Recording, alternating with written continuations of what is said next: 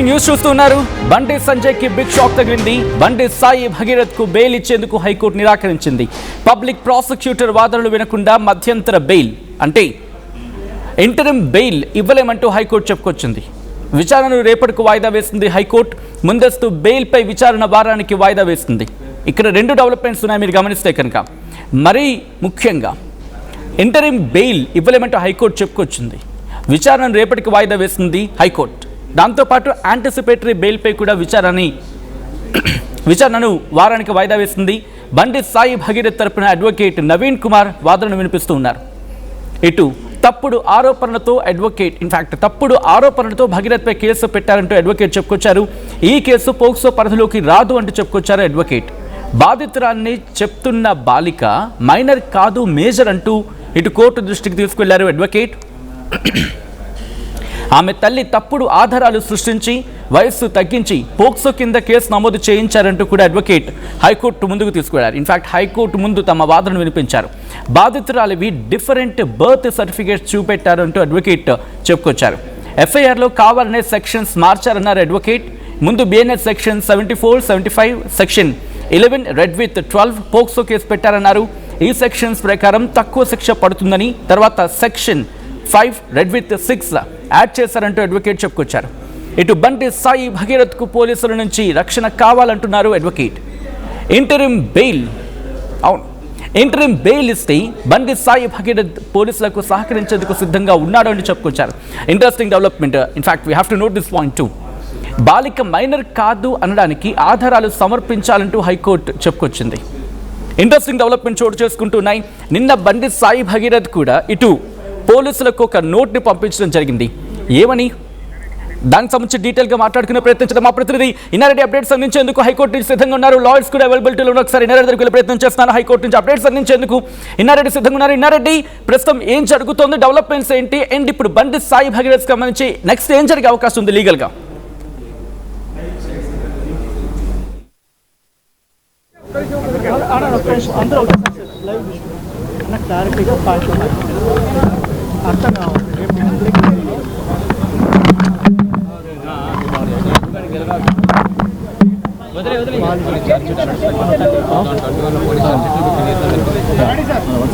Lawyers బయటకు వచ్చారు, react అవుతున్నారు. ఒకసారి అండి, ఇవాళ రోజు మనందరికి తెలుసు ఏదైతే బండి సాయి భగీరథ్ది బెయిల్ అప్లికేషన్ ఏదైతే ఇవాళ హియరింగ్ వచ్చిందో దానికి సీనియర్ అడ్వకేట్ డిఫెన్స్ తరఫున భగీరథ్ తరఫున ఎస్ నిరంజన్ రెడ్డి గారు వాదించడం జరిగింది. సో ఇవాళ రోజు మనం కేవలం మెరిట్స్ మీద వాదించడం జరిగింది. అండ్ ముఖ్యంగా ఈ బెయిల్ అప్లికేషన్ ఒక ముఖ్య సారాంశం ఏంటంటే మెయిన్ ఏదైతే ఇక్కడ పోక్సో యాక్ట్ ఉందో అది వర్తించదు.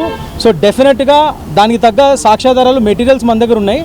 అది ఏదైతే అక్యూజ్డ్ ఉన్నాడో తను ఇన్వెస్టిగేషన్కి పూర్తిగా సహకరిస్తూ ఆ మెటీరియల్ని పోలీస్ వారికి సబ్మిట్ చేయడానికి తను రెడీగా ఉన్నాడు. కానీ రెడీగా ఉండి ఆ ఇన్వెస్టిగేషన్కి తను సహాయ సహకారాలు ఇవ్వడానికి వెళ్తే అతను అరెస్ట్ చేసే ప్రమాదం ఉంది. ఎందుకంటే మనకు తెలుసు రీసెంట్గా 8th రోజు ఏదైతే మనం ఇది యాక్చువల్లీ మ్యాటర్ సబ్జుడిస్లో ఉంది, ఎక్కువ మాట్లాడకూడదు, బట్ నేను క్లుప్తంగా చెప్పడానికి ట్రై చేస్తాను. ముఖ్యంగా ఏదైతే 8th మే రోజు ఎఫ్ఐఆర్ అయిందో అక్యూజ్డ్ మీద, దాని తర్వాత నెక్స్ట్ డే మళ్ళీ ఇంకో స్టేట్మెంట్ తీసుకొని ఫస్ట్ ఇనీషియల్గా పోక్సో యాక్ట్ సెక్షన్ 5 and 11 పెట్టలేదు. ఏదైతే అబౌవ్ 7 years ఉందో సెక్షన్ 5 and 11 అవి పెట్టకుండా కేవలం 3 years సంబంధించిన పోక్సో యాక్ట్ సెక్షన్స్ మాత్రమే పెట్టడం జరిగింది. కానీ what ever might be the reasons తర్వాత 9th తర్వాత మళ్ళీ స్టేట్మెంట్ తీసుకొని దాని తర్వాత నెక్స్ట్ 7 ఏళ్ళకి పైగా శిక్ష పడే ఆల్టర్ చేస్తూ ఆ సెక్షన్స్ని మార్చి 7 ఏళ్ళు పైబడే శిక్ష పడే పనిష్మెంట్ అట్రాక్ట్ అయ్యే సెక్షన్స్ పెడతాం జరిగింది. సో దాని మీద ముఖ్యంగా ఇవాళ ఆర్గ్యుమెంట్స్ జరిగాయి, ఎందుకు ఈ ఆల్టరేషన్ జరిగింది ఏంటి అని. సో దాని మీద కూడా టైం కోరితే at the same time the material facts మా దగ్గర తగిన సాక్ష్యాధారాలు ఉన్నాయి. ముఖ్యంగా అది ఏదైతే ఇది పోక్సో వర్తించదని చెప్పడానికి అట్ ద సేమ్ టైం అవి ప్రూవ్ చేసుకోవడానికి ఆ మెటీరియల్ అది పోలీస్ వారికి సహకరిస్తూ ఆ మెటీరియల్ సబ్మిట్ చేయడానికి అక్యూజ్డ్ వెళ్ళే ఈ యొక్క ప్రక్రియలో అతను అరెస్ట్ చేసే ఛాన్సెస్ ఉన్నాయి. అప్పుడు ఈ బెయిల్ అప్లికేషన్ మొత్తానికి ఇన్ఫ్రాక్ట్ అయ్యే ఛాన్సెస్ ఉన్నాయి. సో అట్లీస్ట్ ఈ బెయిల్ హియరింగ్ ఫైనల్ హియరింగ్ అయ్యేంత వరకు ఈ ఇంటరిమ్ బెయిల్ మాత్రం మాతో అంగీకరించండి అని చెప్పి ఎస్ నిరంజన్ రెడ్డి గారు చాలా అద్భుతంగా వాదించడం జరిగింది. సో అవతల కంప్లైనెంట్ వైపు కూడా ఒక లర్న్ కౌన్సిల్ వచ్చారు. He ask for some more time, కొద్దిగా టైం అడిగారు ఆయన, ఇంకా కొద్దిగా టైం కావాలి దీనికి కౌంటర్ ఇవ్వడానికి అని. సో అది రేపటికి ఆయన యొక్క ఆర్గ్యుమెంట్స్ వినడం జరుగుతుంది హానరబుల్ కోర్ట్. అండ్ రేపు అట్ ద సేమ్ టైం రేపు కూడా మేము కుదిరితే మళ్ళీ అదనంగా నిరంజన్ రెడ్డి గారు కూడా ఇంకా అదనపు నెక్స్ట్ అడ్వాన్స్ సబ్మిషన్స్ కూడా ఇవ్వడానికి కూడా రెడీగా ఉన్నారు. సో రేపటికి దీని యొక్క ఈ ఐఏ మీద కేవలం ఈ ఇంటరిమ్ యాంటిసిపేటరీ బెయిల్ మీద మాత్రమే రేపటికి ఆర్డర్స్ రిజర్వ్ చేశారు హానరబుల్ జడ్జి గారు. ముఖ్యంగా ఇప్పుడు డేట్ ఆఫ్ బర్త్లకు సంబంధించి ఏమన్నా న్యాయస్థానం దృష్టికి తీసుకెళ్లారు, ఎందుకంటే 2-3 డేట్ ఆఫ్ బర్త్లు ఉన్నాయనేటువంటి 100% ఎస్ నేను చెప్పిన మెటీరియల్ ఫ్యాక్ట్స్లో అదొక ఇంపార్టెంట్ భాగం. అది ఆ ఎవిడెన్సెస్ కూడా పొందుపరచడం జరిగింది. వాటి మీదే ఆర్గ్యుమెంట్స్ మెయిన్గా జరిగాయి. బేస్డ్ ఆన్ దాట్ ఓన్లీ మేము క్లియర్గా నిరంజన్ రెడ్డి గారు ముఖ్యంగా చెప్పేది ఏంటంటే ఇక్కడ పోక్సో వర్తించే ఛాన్సెస్ చాలా తక్కువ. అది మేము ఫ్యూచర్లో ట్రయల్కి వెళ్ళినప్పుడు మేము ప్రూవ్ చేస్తాం. కానీ ఈ లోపల యాంటిసిపేటరీ బెయిల్ అనేది ప్రతి పౌరుడి హక్కు. And at the same time అవతల తరపున న్యాయవాది కూడా because his father is a prominent figure, father is a prominent political figure, దానివల్ల అతని స్పెషల్ ట్రీట్మెంట్ అన్నట్టుగా వాదన చేయడం జరిగింది. దాన్ని మేము మా నిరంజన్ రెడ్డి గారు గౌరవనీయ న్యాయవాది దానికి డిఫై చేస్తూ ఏం చెప్పారంటే take it in a reverse way. అదేంటంటే ఈయన ప్రామినెంట్ ఫిగర్ కాదు, ఇతను ప్రామినెంట్ ఫిగర్ వాళ్ళ అబ్బాయి కాబట్టి అన్నెసరీగా he's been vilified, he's been victimized. అతని మీద ఇవాళ రోజు ఒక మీడియా ట్రయల్స్ కానీ ఎలా జరుగుతున్నాయి, వేరే పొలిటికల్ పార్టీస్ ఏ విధంగా మీడియా ట్రయల్స్ చేస్తున్నాయి, ముఖ్యంగా అతని మీద పోస్టర్స్ ఏ విధంగా పెడుతున్నారు ప్రతి చోట మిస్సింగ్ అని చెప్పి. సో అతన్ని ఇంకా రివర్స్లో ఎక్కువ విక్టిమైజ్ చేస్తున్నారు. సో ఆ విషయాన్ని కూడా న్యాయస్థానానికి దగ్గర దృష్టికి తీసుకెళ్ళడం జరిగింది నిరంజన్ రెడ్డి గారు. ఇన్ఫ్యాక్ట్ ఇది రివర్స్, ఇది being a prominent political personality son he's been more victimized ఇక్కడ. సో దాన్ని కూడా కోర్టు వారు కన్సిడర్ చేయాలని చెప్పడం జరిగింది. సో ఇదంతా ఒక చాలా అద్భుతంగా ఒక ఆర్గానిక్ వేగా ఈ యొక్క వాట్ ఎవర్ దీస్ ఆర్గ్యుమెంట్స్ అయినాయి. సో రేపటికి ఇది రిజర్వ్ చేశారు ఈ ఆర్డర్స్ గౌరవనీయ జడ్జి గారు. అండ్ ఇంటరిమ్ ఆర్డర్స్ రేపు మార్నింగ్కి మనకి తెలుస్తుంది దీని మీద ఏంటన్నది. We're very much positive about it. Hopefully ultimately truth prevails, justice prevails అనేది మేము నమ్ముతున్నాం. We have full faith in judiciary.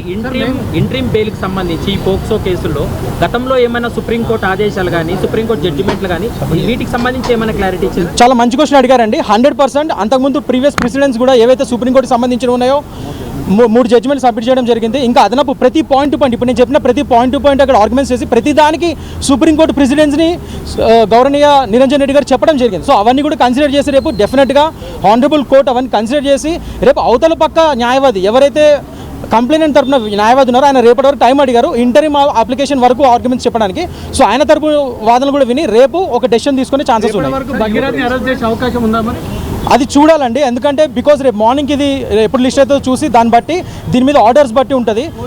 ఒకటి గుర్తుపెట్టుకోండి పోలీసులు ఏం డైరెక్షన్స్ ఇవ్వలేదండి. ఒకటి గుర్తుపెట్టుకోండి, జస్ట్ బికాజ్ ఇది 7 years అబోవ్ పోక్సో యాక్ట్ అనేది మాత్రాన కంపల్సరీ అరెస్ట్ చేయాలని కూడా రూల్ లేదు. ఎందుకంటే there are many such supreme court precedents that compulsory ఇవి కాగ్నిజబుల్ ఆఫెన్సెస్ అయితే ఖచ్చితంగా ఇమీడియట్గా అరెస్ట్ చేసి అతను రిమాండ్లో తీసుకొని ఇన్వెస్టిగేషన్ చేయాలని రూల్ లేదు. ఆ ఆర్గ్యుమెంట్స్ కూడా చెప్పడం జరిగింది లోపల.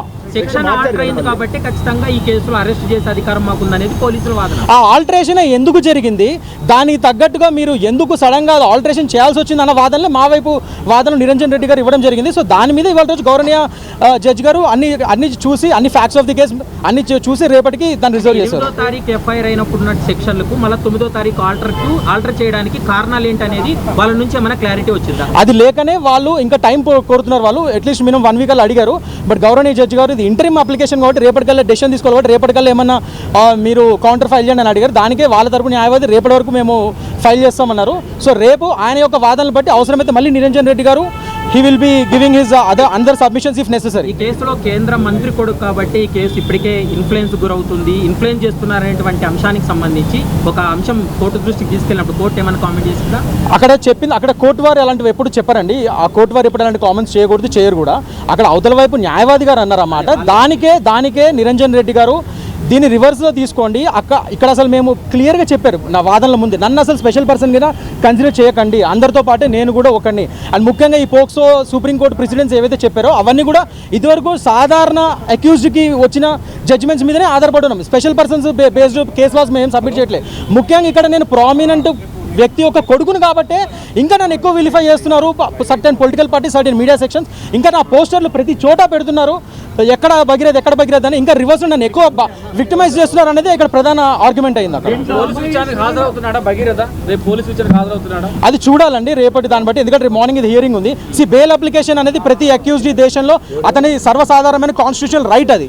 సో తప్పకుండా భగీరథ్గా హక్కు ఉంది కాబట్టి అతని వాళ్ళ రోజు ఆ బెయిల్ అప్లికేషన్ వేసుకున్నాడు. సో రేపటి దాని యొక్క నిర్ణయం గౌరవనీయ న్యాయస్థానం తీసుకుంటే దాన్ని బట్టి మనం చూద్దాం. It's all sub judice. ఇంతకంటే మేము ఎక్కువ మాట్లాడలేం.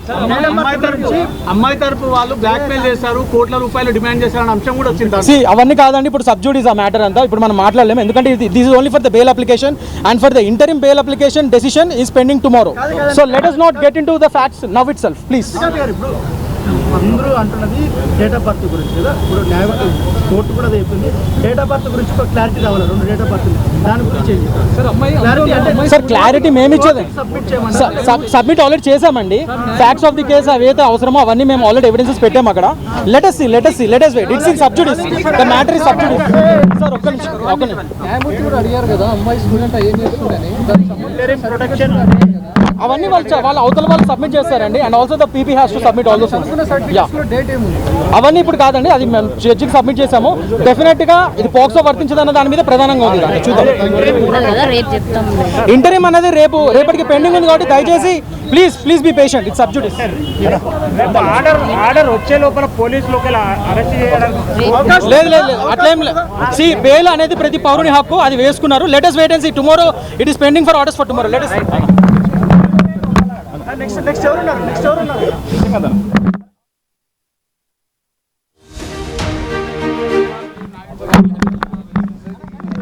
చూస్తున్నారు కదా, అడ్వకేట్ చాలా స్పష్టంగా ఈ అంటే ఏజ్కు సంబంధించిన దాని మీద ఇప్పటికే మేము సాక్ష్యాధారాలు కూడా ప్రొడ్యూస్ చేశాము.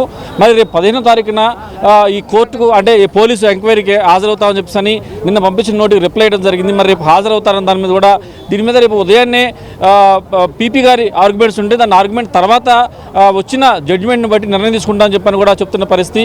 సో రేపైతే మాత్రం మధ్యంతర బెయిల్కు సంబంధించిన వ్యవహారం సంబంధించి రేపు నిర్ణయం తీసుకుంటాం. రెగ్యులర్ బెయిల్కి సంబంధించి మాత్రం ఒక వారం తర్వాత పోస్ట్ పోన్ చేస్తామని కూడా కోర్టు చాలా స్పష్టంగా చెప్పడం జరుగుతుంది. ఏదైనప్పుడు కూడా టోటల్గా మనం చూస్తే ఈ కేసులో అంతా కూడా ఏజ్కి సంబంధించి అంటే ఆమె ఏజ్కి సంబంధించి ఆమె 19-20 సంవత్సరాలు ఉంటాయని చెప్పేసి ఒకవైపున భగీరథ తరపున అడ్వకేట్లు, తర్వాత నిరంజన్ రెడ్డి తమ వాదనలు వినిపించడం జరుగుతూ ఉంది. దానికి సంబంధించి గతంలో వాడిన కేసు, దానికి సంబంధించిన ఛార్జ్షీట్ సంబంధించిన వ్యవహారాలు కూడా వాళ్ళు సబ్మిట్ చేయడం జరిగింది. మరోవైపున పీపీ గారు స్పందించిన విధానం మనం చూస్తే ఇది ఒక పలుకుబడి వ్యక్తి కాబట్టి నిరంజన్ రెడ్డి దీన్ని ఇంకా దాన్ని ప్రొలాంగ్ చేస్తున్నాను, దాన్ని ఏదో రకంగా ఇబ్బంది చేస్తారు కాబట్టి దీని మీద నిర్ణయం తీసుకోమని చెప్పినప్పుడు అంటే నిరంజన్ రెడ్డి గారు వస్తూ పదే ఒక ప్రముఖ వ్యక్తి అని చెప్పు కాకుండా సామాన్య వ్యక్తిగానే ట్రీట్ చేయండి మీరు అని చెప్పేసి కూడా చాలా స్పష్టంగా పేర్కొనడం జరిగింది. మొత్తం మీద రేపు నిర్ణయం ఎలా ఉండబోతా ఉంది అంటే మధ్యంతర బెయిల్ ఉత్తర్వు ఇస్తారా లేదా, తర్వాత దీంట్లో రెగ్యులర్ బెయిల్ అనేది ఒక వారానికి పోస్ట్ పోన్ చేసినప్పటికీ ఇప్పుడు ప్రధానంగా జరిగిన ఆర్గ్యుమెంట్స్లో మనకు అందుతున్న సమాచారం ప్రకారం ఇది కోర్టులో ప్రొసీడింగ్స్ చెప్తున్న ప్రకారం అలాగనే అడ్వకేట్ ఇచ్చిన సమాచారం ప్రకారం మనం చూస్తే అంతా కూడా ఏజ్ అనే దాని మీదనే ఎక్కువగా ఆర్గ్యుమెంట్స్ నడిచాయి. అలాగనే ఈ పోక్స్కో కేసు పెట్టిన తర్వాత వీళ్ళు ఆల్టరేషన్ చేసి 7 సంవత్సరాల కంటే ఎక్కువ ఉన్న సెక్షన్లు పెట్టడం వెనుకున్న రహస్యం ఏంటి, ఎందుకు అప్పటికప్పుడు ఆల్టరేషన్ చేయాల్సి వచ్చింది దాని మీద కూడా ఇప్పటికే పోలీసు చెప్పడం జరుగుతూ ఉంది. రెండోసారి ఆ విక్టిమ్ను విచారణ చేసిన తర్వాత తీసుకున్న సేకరించిన ఆధారాల నేపథ్యంలో మధ్యంతర మళ్ళీ కొన్ని సెక్షన్లను ఆల్టర్ చేసి పెట్టడం జరిగిందన్న విషయాన్ని కూడా చెప్పడం జరుగుతుంది. మరి చూడాలి, మరి రేపు ఆర్టీవీ చాలా స్పష్టంగా అడ్వకేట్ అడగడం జరుగుతుంది. మరి రేపు 15వ తారీఖున హాజరవుతాము, పోలీస్ స్టేషన్లో హాజరవుతామని చెప్పినప్పుడు మరి హాజరవుతారంటే రేపు ఉదయాన్నే దీనికి సంబంధించిన ఆర్గ్యుమెంట్స్ నడిచి జడ్జిమెంట్ కూడా రేపు ఇస్తామని చెప్పని న్యాయవాది చెప్పిన అంటే కోర్టు చెప్పిన నేపథ్యంలో మరి ఆ నిర్ణయం తర్వాత మేము డెసిషన్ తీసుకుంటాము. ఆర్గ్యుమెంట్లో కూడా చాలా స్పష్టంగా వీళ్ళు మధ్యలో అరెస్ట్ చేసే అవకాశం ఉంది కాబట్టి బెయిల్ పొందే హక్కు అందరికీ ఉంది. దీంట్లో పోక్సో కేసు అనేది కావాలని పెట్టిన కేసు కాబట్టి దీని మీద పరిశీలించాల్సిన అవసరం ఉంది. దీనికి సంబంధించి ఏజ్ సంబంధించిన వ్యవహారంలో ఏమైతే కాంట్రవర్సీ నడుస్తుందో ఆమె 19-20 సంవత్సరాలు ఉంటాయని చెప్పేసి అన్న విషయం మీద మేము కూడా కోర్టు సబ్మిట్ చేసామని చెప్పని ఇప్పటికీ నిరంజన్ రెడ్డి తరపున అడ్వకేట్లు కూడా చాలా స్పష్టంగా మీడియా ముందు చెప్పడం జరుగుతుంది. మరి ఓపెన్ పబ్లిక్ ప్రాసిక్యూటర్ వాదనలు కూడా ఆమె మైనరే అని చెప్పిన తర్వాత ఆమె యొక్క విషయాలన్నీ సేకరించిన తర్వాత మాత్రమే మేము ఆమె మైనర్ అని చెప్పేసి దాని మీద పోక్సో కేసు నమోదు చేయడం జరిగింది. రెండోసారి విచారణ చేసిన తర్వాత సేకరించిన ఆధారాల నేపథ్యంలో ప్రస్తుతం ఆల్టరేషన్ చేసి కొన్ని సెక్షన్ పెట్టడం జరిగిందని చెప్పి స్పష్టంగా చెప్పడం జరుగుతూ ఉంది. మరి చూడాలి రేపు భగీరథ విచారణకు హాజరవుతాడా లేదా, రేపు ఇంటరిమ్ బెయిల్ వస్తుందా రాదా, రేపు ఇంటరిమ్ బెయిల్ వచ్చిన తర్వాత ఆ బెయిల్ని బట్టి మేము హాజరవ్వాల వద్ద నిర్ణయించుకుంటామని చెప్పని కూడా చాలా స్పష్టంగా అడ్వకేట్ అంటే భగీరథ సంబంధించిన అడ్వకేట్ మీడియాతో చెప్పడం జరుగుతూ ఉంది. Sachin.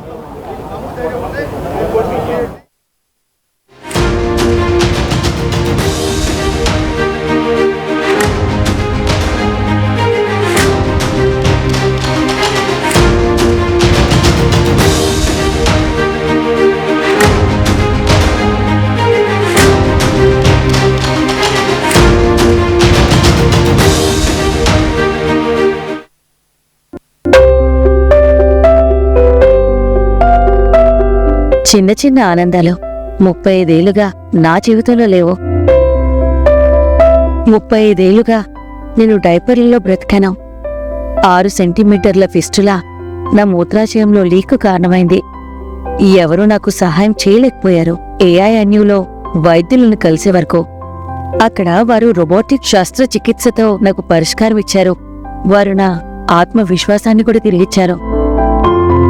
Precision Care makes it possible. The Center for Robotic Surgery at AINU